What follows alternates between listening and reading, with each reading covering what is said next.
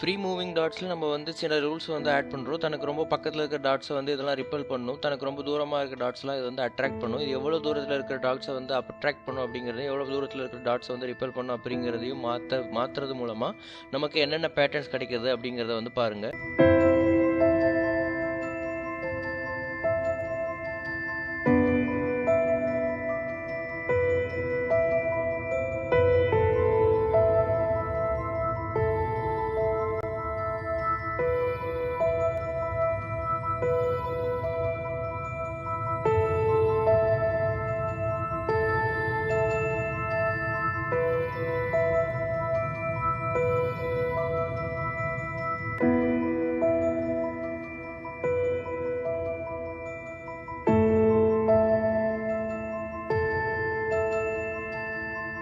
இந்த பேட்டர்ன்லாம் நேச்சரில் இருக்கிற எதோட சிமிலராக இருக்குது அப்படின்னு கமெண்ட்டில் சொல்லுங்கள்.